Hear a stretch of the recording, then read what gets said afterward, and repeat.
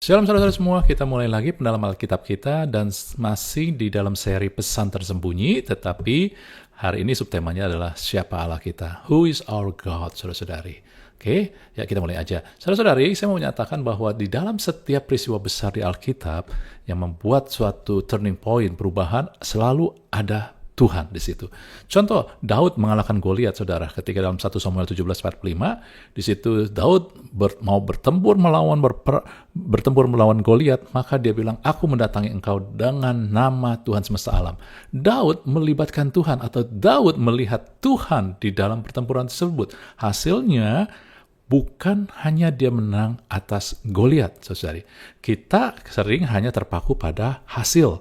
Tetapi kita melihat bahwa sejak saat itu, maka terjadi titik balik di dalam kehidupan Daud.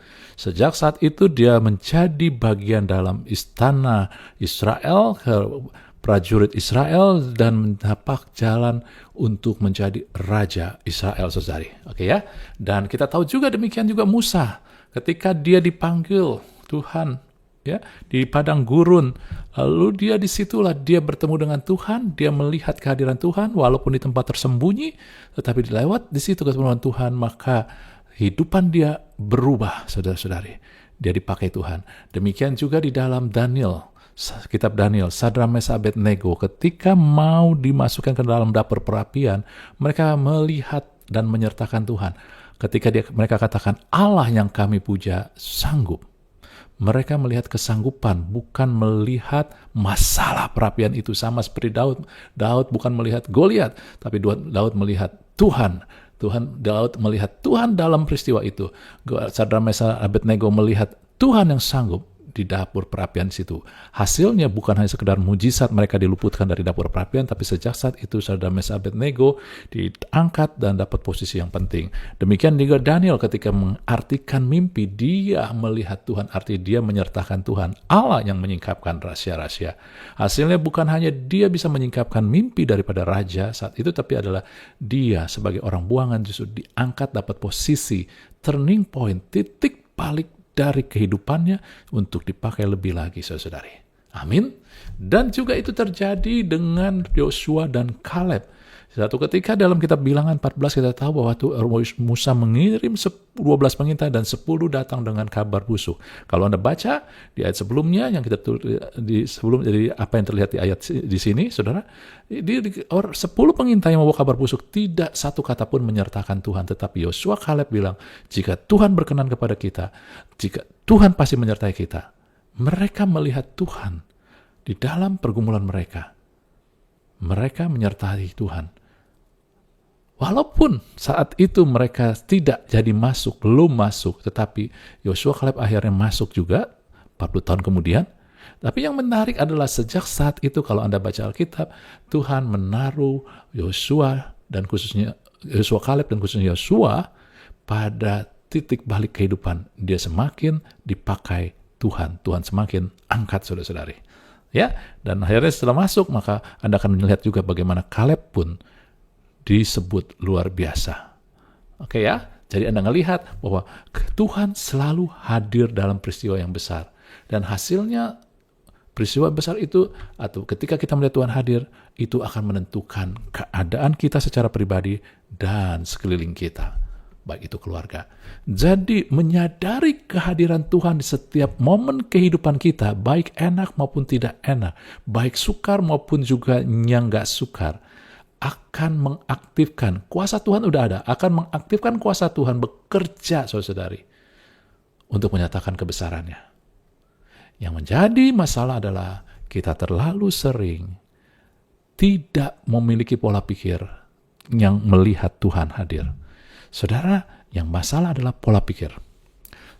Saya mau kasih tahu Anda, pola pikir itu nggak tiba-tiba. Anda sudah terbiasa dilatih untuk misalkan menggunakan tangan kanan, baik menulis, melakukan sesuatu yang memerlukan kehandalan, kekonsistenan. Anda udah latih biasa pakai tangan kanan, sehingga tanpa berpikir Anda gunakan tangan kanan bisa menulis dengan baik. Karena Anda latih. Ketika disuruh tangan kiri, kalau Anda nggak pernah latih, itu sulitnya setengah mati. Hasilnya gue jelek. Kenapa? Karena sudah terbiasa. Pola pikir pun juga sama, saudara. Semakin Anda melatih, membiasakan bahwa melihat Tuhan hadir, maka dalam pergumulan, Anda akan melihat, walaupun masalah begitu berat, tapi Anda melihat Tuhan hadir kok. Anda akan jadi tenang. Dan masalahnya adalah, ketika kita baca Alkitab, ketika kita baca kitab suci, firman Tuhan, kita pun tidak terbiasa melihat kehadiran Tuhan, tetapi kita lebih fokus pada mujizat, masalah, peraturan-peraturannya, saudari. Alkitab harus menunjukkan kehadiran Tuhan. Siapa Tuhan kita? Who is our God? Tapi banyak sekali, ya, kita sudah terbiasa ketika baca Alkitab, kita baca apa yang harus saya lakukan, bukan siapa Tuhan kita, saudari. Benar ada hal-hal, larangan, aturan, juga kehendak Tuhan, misalkan. Tapi tujuan untuk memperlihatkan siapa Tuhan. Ada tentang hukuman-hukuman, tetapi untuk menunjukkan bahwa Tuhan itu adil. Karena adalah tidak adil kalau dia tidak menghukum pelanggaran. Tapi juga harus melihat bahwa Tuhan itu murah hati, penuh kasih, sehingga di dalam keadilan itu bahwa pelanggaran harus dihukum, dia menggantikan hukuman itu. Dia yang tanggung hukuman itu bagi kita yang percaya kepada dia. Itulah kita harus melihat kehadiran Tuhan. Ya, tanpa ada pelanggaran, diperlihatkan, itu tidak akan memperlihatkan kemurahan Tuhan. Dan tanpa ada larangan, aturan, dan hukum, tidak akan ada pelanggaran.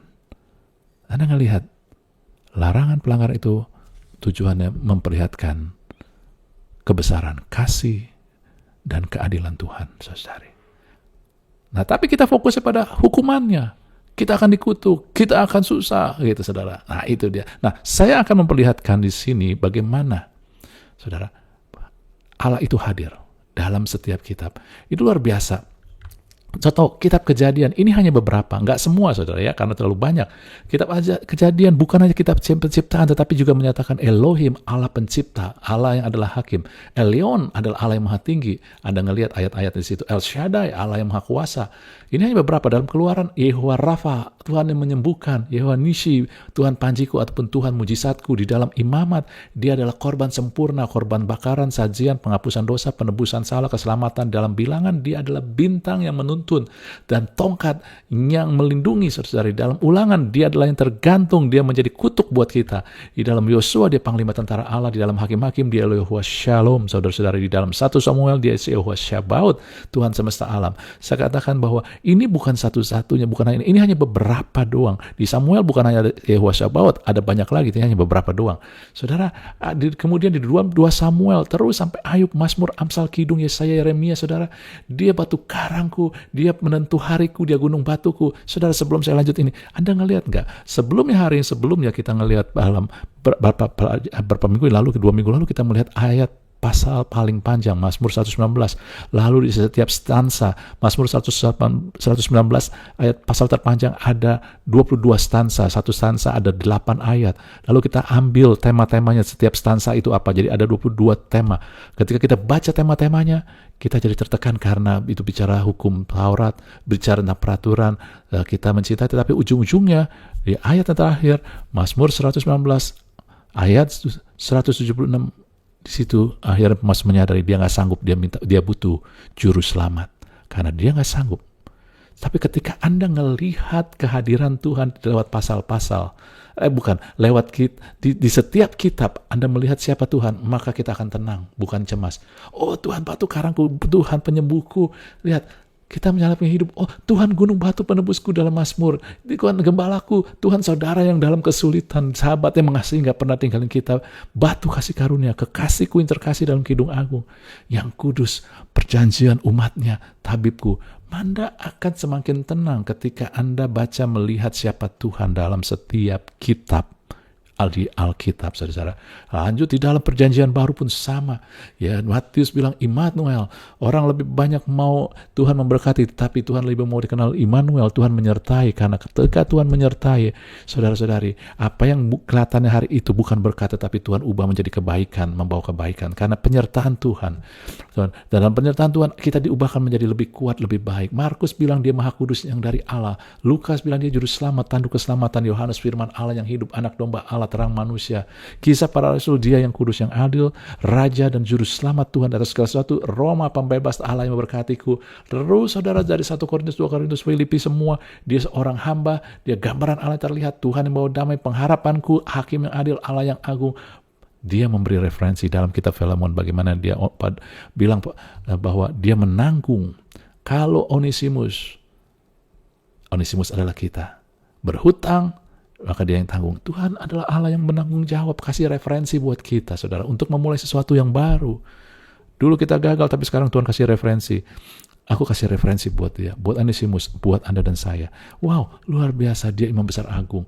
Dalam 1 Petrus dia batu panjuru, 2 Petrus dia bintang timur juru selamat, 1 Yohanes dia firman kehidupan, dalam 2 Yohanes dia pemberi kasih karunia damai sejahtera, dalam 3 Yohanes dia pemberi kesehatan, karena dia menginginkan agar tubuh, jiwa, dan roh agar tubuh dan roh kita baik-baik saja seperti jiwa kita.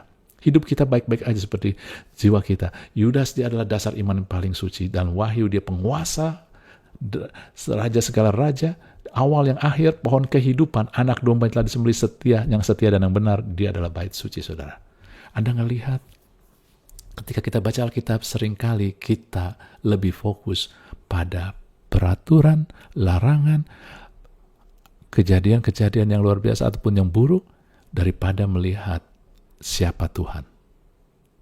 Kita harus mulai membiasakan, karena ketika kita membiasakan melihat siapa Tuhan ketika kita baca Alkitab, maka itu akan terus membuat kita jadi terbiasa. Sama seperti kalau Anda biasa pakai tangan kanan, maka pola Anda udah terbiasa, jadi otomatis. Demikian ketika Anda biasa mencari, melihat siapa Tuhan di dalam Alkitab, maka pola pikir Anda sudah mulai terbentuk. Sehingga dalam suatu kejadian, keadaan kehidupan kita, ada tekanan, ada masalah, ada hal-hal yang lain, kita sudah terbiasa dengan pola pikir melihat Tuhan dalam masalah kita, melihat Tuhan dalam kebutuhan kita, melihat Tuhan dalam kegagalan kita, melihat Tuhan di dalam sengsara ataupun penderitaan kita. Saudara, ini harus dibiasakan. Alkitab harus menunjukkan kehadiran Tuhan, siapa Tuhan. Alkitab harus membuat kita semakin melihat siapa Tuhan bagi kita. Kenapa? Karena menyadari kehadiran Tuhan dengan segala kebesarannya, ataupun menyadari siapa Tuhan bagi kita yang hadir, akan mengaktifkan kuasa Tuhan.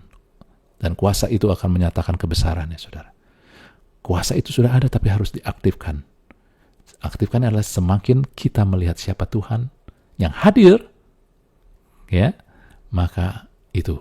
Tapi iblis, dunia, penyesat dan iblis mau Anda semakin menyadari besarnya masalah sehingga kita semakin getar, ataupun melihat siapa kita. Kalau kita hebat, kita akan jadi sombong. Dan orang sombong kadang nggak sadar bahwa dia sedang diserang. Kalau kita melihat diri kita nggak ada apa-apanya, terus jelek terus, maka ataupun rendah terus, maka kita akan menjadi rendah diri. Dan orang rendah diri selalu ditekan, saudara-saudari. Akan jadi stres, gelisah, khawatir, takut. Karena iblis dan dunia mau kita melihat besarnya masalah, besarnya penderitaan, besarnya luka, besarnya perbuatan jahat orang, daripada melihat besarnya Tuhan. Bahkan di dalam kekacauan sekalipun, saudara-saudari, di situ Tuhan ada. Banyak sekali contoh Mazmur 2. Bangsa-bangsa kacau, bangsa-bangsa bangkit menentang Tuhan, kekacauan yang menentang Tuhan, gereja Tuhan dianiaya, tetapi Tuhan hadir di situ. Saudara, terlalu banyak ayat bacaan di Alkitab, di dalam kekacauan Tuhan hadir. Amin. Dan ada lagi hal yang luar biasa tentang kehadiran Tuhan yang kadang kita nggak sadari, yaitu di dalam tubuh kita, saudara-saudari. Ketika kita menyadari bahwa Tuhan ada, menjadi bagian dalam tubuh kita, dan kita telah tahu tadi kan siapa Tuhan itu, dari bacaan-bacaan kejadian, dia Yehovah, Rafa, Allah yang menyembuhkan. Tapi kalau Anda tahu dia siapa Tuhan, Allah yang menyembuh, Allah yang memberikan damai sejahtera, dan dia itu ada di dalam tubuh kita, maka kita akan tenang. Allah penyembuh itu akan menyembuhkan tubuh kita. Makanya dalam Mazmur 139 ayat 14 katakan kita diciptakan dengan dahsyat dan ajaib. Kadang kita hanya tahu baca, kita nggak tahu dahsyat ajaibnya apa. Yuk kita ngelihat. Saudara, Daniel katakan pada akhir zaman pengetahuan akan bertumbuh dengan pesat. Ketika pengetahuan akan tumbuh pesat, maka akan banyak revelation, penyingkapan akan kebesaran Tuhan semakin nyata. Demikian juga hari-hari ini, saudara. Di dalam dunia biologi, molecular biology, kita bisa tahu sekarang manusia dari ujung rambut sampai ujung kaki terdiri dari kira-kira 60 triliun sel, bukan ratusan ribu, bukan jutaan, bukan miliaran, tetapi 60 triliun sel. Dan setiap sel dari 60 triliun itu, setiap sel itu memiliki 3 miliar kode genetik. Mungkin Anda bingung, apa hubungannya saudara-saudari? Nah, saudara, kode genetik ini ada di dalam DNA yang disebut DNA. Dan saya nggak mau terlibat langsung dalam istilah ilmiah dan menerangkan secara ilmiah. Saya mau kasih gambaran begini, saudara-saudari. Seperti abjad huruf gitu ya. Nah, itu dia ada begitu banyak dan kodenya begitu banyak, kombinasi begitu banyak, sehingga dari semua ini bisa menciptakan ya rumus, saudara-saudari.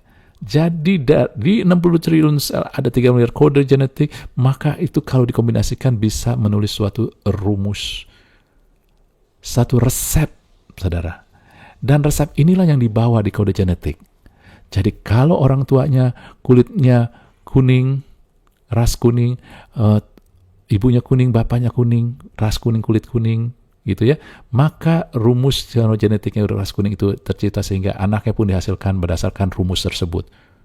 Lalu juga kalau rambut keriting, gitu ya, itu juga itu yang disebut rumus, saudara-saudari. Ya, itu saya kasih gambaran supaya lebih mengerti, karena saya juga bukan orang dalam bidang biologi molecular biology gitu, saudara-saudari. Ya, yang mengerti DNA segala gini, saudara, karena itu terlalu ngejelimet gitu. Tetapi yang menarik lagi juga bahwa DNA ini yang membawa kode genetik ini terdiri dari, ada di inti sel. Sel itu ada intinya, dan susunan sel, dan inti sel yang disebut gen itu terdiri dari susunan 4 unsur kimia. Adenin, tiamin, cytosine, guanin. Yang kalau digambar seperti ini, saudara, Anda ngelihat gambarnya spiral dan dikasih dengan warna, dan kadang dipakai singkatan doang, ATCG. Ya, ATCG. Jadi gitu ya. Dan ini kenapa DNA? Karena ada gugus glukosa, glukoid, bukan tipe yang lain, gula, saudara ya.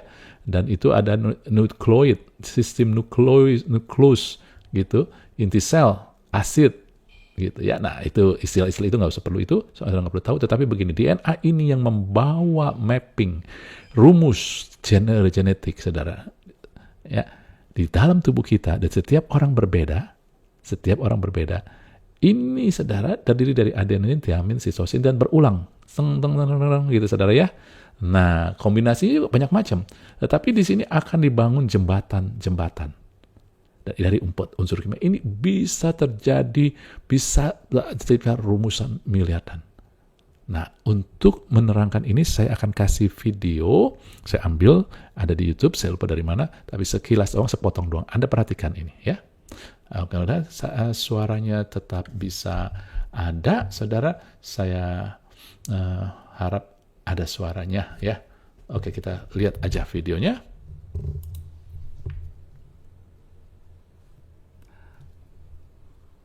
Mikroskop dengan perbesaran ribuan kali, bahkan ada yang sampai jutaan kali. Dr. Rubinstein bertanya ke software mikroskop tersebut, apakah kekuatan yang menahan DNA tetap menyatu? Software menjawab bahwa kadang ada jembatan sulfurik yang memastikan DNA tetap menyatu. Kemudian Dr. Rubinstein kembali bertanya, kapan jembatan ini muncul? Jawaban dari software tersebut adalah ada 4 nukleik asid yang menjadi dasar rantai DNA, yaitu A, T, C, G. Kemudian pada urutan setiap 10 asam nukleik, setiap 5 asam nukleik, setiap 6 asam nukleik, setiap 5 asam nukleik, muncul jembatan sulfurik. Hal ini mengejutkan Dr. Rubinstein karena urutan kemunculan jembatan sulfurik tersebut 10, 5, 6, 5. Jika dilihat gematrianya adalah YHWH. Tanda tangan Tuhan ada pada ciptaannya. Oke, saudara-saudari ya. Jadi DNA-nya membawa kode genetik ini, itu tadi kata lihat ada jembatan yang mengikat jembatan sulfur, saudara-saudari. Dan ternyata kapan jembatan tersebut mempunyai pola. Setiap 10 ya, sunan dari ATCG itu ya, lalu setiap 6, setiap 5, 10, 5, 6, dan 5. Dan abjad aksara daripada Ibrani yang ke-10 adalah Yod. Terus ke-5 adalah He. 6, Vav. 5 lagi He. Yud, He, Vav, He. Itu Yehovah, Yahweh. Dan orang Israel nggak berani sebut YHWH, mereka pakai Yahweh. Dan Tuhan juga ketika Musa tanya siapa namamu, Tuhan kasih nama dia secara unik dan khusus, dan memang itu nama Tuhan. Yod, He, Vav, He. Yod, He, Vav, He, kalau Anda baca juga adalah jadi tangan lihat paku. Jadi dari semula Tuhan sudah mau menebus Anda dan saya. Jadi Anda ngelihat DNA yang adalah mapping daripada kehidupan kita, ada tanda tangan Tuhan, ada nama Yod, He, Vav, He, Yahweh, YHWH. Saudara, ada Yahweh. Maka Anda ngelihat siapa yang dahsyat dan ajaib? Allah. Kalau kita disebut dahsyat dan ajaib, apanya dahsyat dan ajaib? Ada tanda tangan Allah di dalam setiap sel yang membawa kehidupan di dalam hidup kita. Dan DNA bukan hanya membawa kode genetik. Mereka akhirnya memperhatikan ketika orang ngomong genetik, arti turunan-turunan. Enggak, saudara. Tapi mereka mengatakan juga bahwa genetik, DNA juga menyimpan potensi positif yang bisa diaktifkan, yang harus diaktifkan. Jadi ada rumus-rumus yang ada rumus saja. Jadi seolah kalau begini, Anda punya rumus nih, rumus bikin kue yang paling enak, ya kue apalah tahulah, saya nggak tahu. Misalkan ambil aja kue semprong, terus ada kue lapis, ada rumusnya segitu. Nah, kalau Anda nggak aktif, udah ada, tapi kalau nggak Anda bikin, nggak akan terjadi kue lapis, kue semprong. Nah, di DNA kita ini ada hal yang rumus yang tidak terbatas, yang positif, saudari, dan bisa diaktifkan. Singkatnya begini, saya mau katakan sebagai begini. Yod, He, Vav, He, Allah. Tadi Anda kenal salah satu, who is our God. Dia adalah penyembuh. Kalau penyembuh itu ada di sel Anda, maka di sel Anda, ketika Anda menyadari bahwa Yahweh, Allah, ada di dalam sel kita, maka kita tahu sel kita bisa menyembuhkan diri kita. Bagaimana bisa mengaktifkannya? Saudara, sama yang seperti selama ini kita tanpa sadari telah lakukan ataupun telah dituntun. Anda bertumbuh bukannya dalam situasi stres, tapi Anda bertumbuh di situasi rest, bersandar. Manusia tidak diciptakan untuk mengalami stres, tetapi mengalami rest, bersandar. Kapan Anda bisa bersandar? Ketika Anda merasa dikasihi. Sebab itulah ketika kita tahu kebesaran kasih Tuhan, maka ini yang akan unlock, ini akan mengaktifkan potensi genetik, rumus-rumus genetik, sehingga dihasilkanlah hal-hal yang positif, hormon yang positif, imunitas yang positif, saudari. Sehingga tubuh Anda menyembuhkan diri sendiri. Gitu ya. Nah, tapi ketika Anda mulai ditaruh dengan larangan-larangan, gak boleh ini, peraturan, gak boleh. Kan, akhirnya Anda menemukan Anda gak mampu, gak bisa, dan Anda dituntut, maka yang terjadi adalah bukan potensi yang positif, tapi potensi yang negatif. Karena potensi yang positif tidak bisa dihasilkan dalam kondisi stres, saudara, atau tekanan, tergantung dari Anda. Dan kabar baiknya adalah Tuhan tidak menuntut Anda, tapi Tuhan minta Anda serahkan. Datanglah kepadaku, hai kamu yang letih lesu dan beban berat. Tuhan minta kita datang kepada Dia, percayakan, berikan pada Dia. Amin. Luar biasa bukan Tuhan kita ini, saudari? Jadi singkatnya, ketika kita semakin menyadari kehadiran Tuhan di tubuh kita, di level sel, di setiap sel, kita tahu siapa yang dahsyat? Ya Allah. Dan Dia ada di dalam Anda dan saya. Luar biasa nggak, saudari? Jadi Anda ngelihat. Tetapi banyak sekali kita diajarkan ketika kita ngikutin gereja, banyak sekali memakai pola pikir dunia. yaitu lebih menyadari masalah, lebih melihat apa yang dilakukan iblis. Contoh, pada akhir zaman ini orang lebih tertarik pada apa yang buruk yang terjadi, yang dilakukan oleh si jahat iblis dan kejatuhan dunia ini, daripada apa yang sedang dilakukan Tuhan. Tuhan kasih tahu memang akhir zaman, kasih kebanyakan orang akan dingin, orang akan cinta uang. Oke, itu karena kejatuhan, tetapi Anda juga harus melihat apa yang Tuhan lakukan. Dia mencurahkan rohnya kepada anak-anak, teruna, orang dewasa, dan para orang-orang tua. Pencurahan roh artinya kebangunan rohani. Kenapa sekarang, mana kebangunan rohani? Karena Anda tidak melihat apa yang Tuhan sedang lakukan, jadi Anda tidak mengaktifkan, Anda tidak mengharapkan. Ketika Anda tahu ini terjadi dan Anda terbiasa dengan apa yang Tuhan lakukan, maka Anda mengharapkan, sehingga ketika Anda ke gereja, Anda melihat bahwa ini akhir zaman, harus ada pencurahan roh, sehingga Anda datang ke gereja, bersekutu, dalam persekutuan Anda mengharapkan pencurahan roh. Kalau Anda nggak mengharapkan, pada bukan tanah yang haus, nggak akan membawa, nggak akan melihat, karena harus diaktifkan. Ketika Anda melihat bahwa Yesus ada di dalam setiap sel Anda, maka Anda mengharapkan kesembuhan, kesehatan. Saudara, ya, Anda makan, makanan kita penuh racun, tapi kalau Anda pikirin, waduh ini racun, ini makanan ini nggak boleh, dan ini, akhirnya tubuh kita stres. Gitu, ya.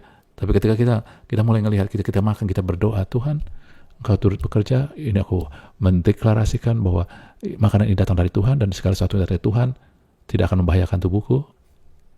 Anda sedang mengaktifkan, Anda sedang melihat Tuhan di dalam aktivitas makan kita, dan akan sedang mengaktifkan kuasa Tuhan di situ.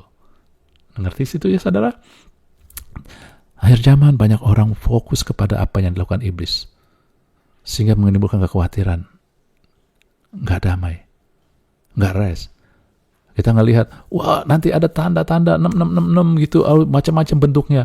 Benar, karena tertulis di Alkitab. Tetapi Anda tahu nggak, sebelum tanda itu diberikan, Tuhan memberi tanda dulu kepada umatnya, miliknya, dengan tanda Tau. Tau itu adalah bahasa Ibrani yang nulisnya adalah salib, tanda salib, gitu.